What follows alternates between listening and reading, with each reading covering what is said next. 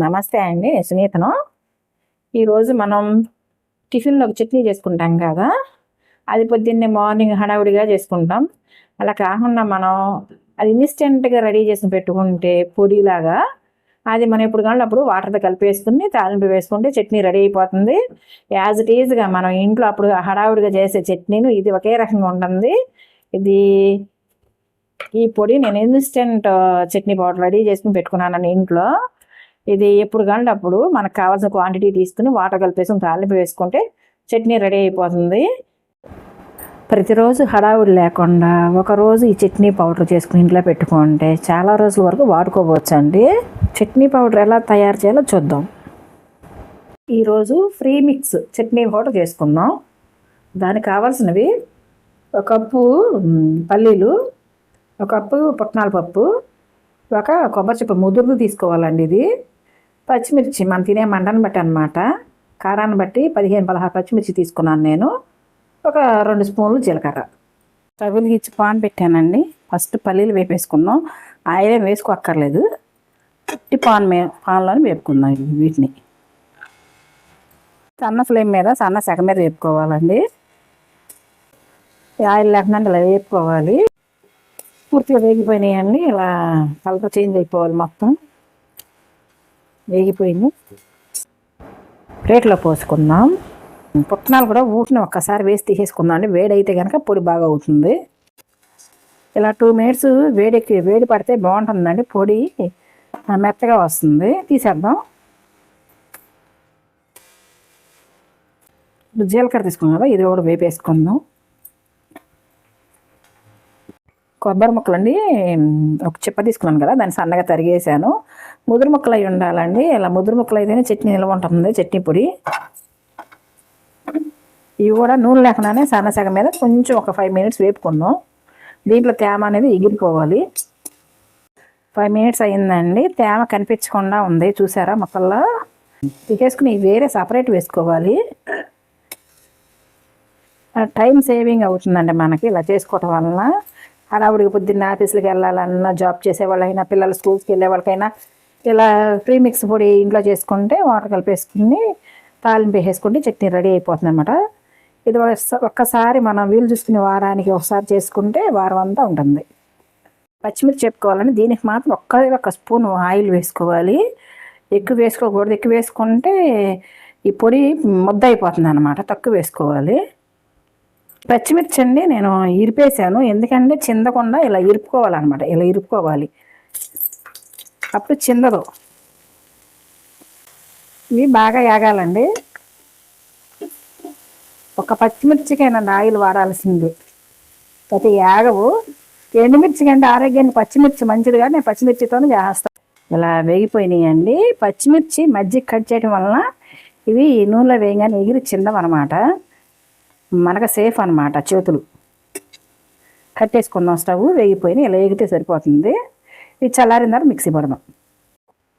పల్లీలు పొట్టు తీసేసానండి. పొట్టు తీసేసి ఇలా పెట్టుకున్నాను. పొట్టున్నా బాగుంటుంది కానీ నేను తీసేసాను. వేయించిన శనగపప్పు కూడా ఒకసారి వేడి చేసి తీసేసాను. జీలకర్ర కదా, వేయించిన జీలకర్ర, పచ్చిమిర్చి కదా వేపేసి పెట్టుకున్నాం, చల్లారిపోయినాయి. ముందు ఈ కొబ్బరిని పొడి చేసుకుందామండి. రుచికి సాల్ట్ వేసుకుందాం. ఫస్ట్ కొబ్బరి ముక్కల్ని పొడి చేసుకుందామండి. తడి లేకుండా చూసుకోవాలి. జార్ని పొడి చేసుకుందాం. ముక్కలు మిక్సీ పట్టుకుందామండి.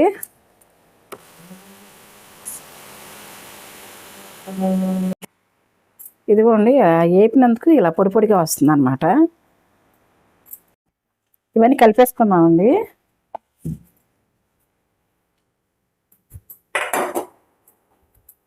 ఇవన్నీ కలిపేసేసి మిక్సీ పొడి చేసుకుందాం. సాల్ట్ రుచికి సరిపడా ఇవన్నీ ఒకసారి కలిపేసుకుందామండి. ఇది మనకి పొడి చేసే జార్ ఉంటుంది కదా, పెద్ద జార్ ఏమో పిండ్లు వేసుకోవడానికి పనికి వస్తుంది, పప్పు పిండ్లు. సెకండ్ జార్ ఉంటుంది కదా పొడి కావడానికి, ఆ జార్లో వేసుకోవాలి. ఇవన్నీ కలిసినవి మిక్సీలో వేసేసుకుందాం పొడి చేయడం కోసం.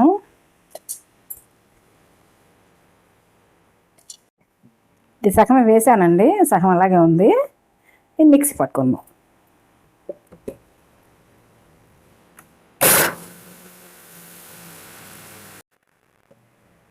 మధ్యలో ఒకసారి కలుపుకుందామండి. ఇది పొడి మెత్తగా అయితే చట్నీ కలుపుకోవడానికి ఈజీగా ఉంటుంది.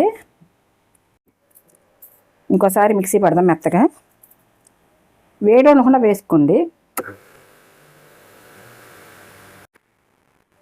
ఇది చల్లారిపోయిందో సీసాలో పెట్టుకోవచ్చండి. ఫస్ట్ దీంట్లో వేసుకుందాం.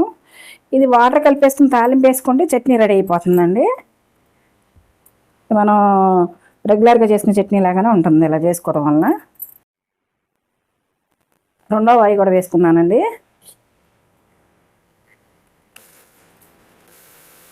ఈ రెండో వాయి కూడా అయిపోయిందండి, వేసేస్తున్నాను. ఇలా మెత్తగా మిక్సీ పట్టాలండి. చూసారుగా ఇలా పొడి పొడిగా ఉంటుంది. ఇది నీళ్ళు కలిపి తాలింపు వేసుకోవటమే. ఇది కోసం నేను ఒక టిన్లో పెట్టుకుంటున్నాను, డబ్బాలో. దీంట్లో వేసేసుకుందాం. ఇది హడావుడి లేకుండా ఇలా చేసేసి పెట్టుకుంటాను. ఇది వారం 10 రోజులు నిల్వ ఉంటుంది. మనం చట్నీ దోశలకు కానీ ఇడ్లీలో కానీ దేంట్లోకైనా సరే మన గబాలన వాటర్ కలిపి వేసుకుని తాలింపు వేసుకోండి. అప్పటికప్పుడు చేసిన చట్నీలాగా చాలా బాగుంటుంది అన్నమాట. ఇలా చేసుకోండి.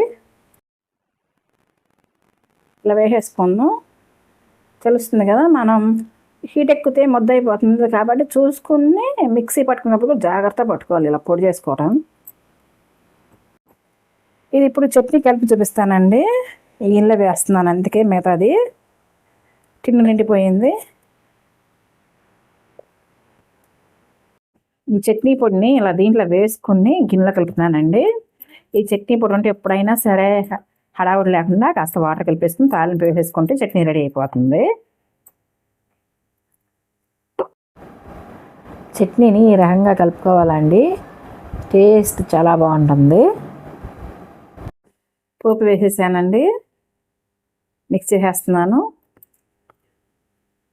చట్నీ రెడీ అయిపోయిందండి. మనం ఇడ్లీతో తీసుకుంటాం ఈరోజు.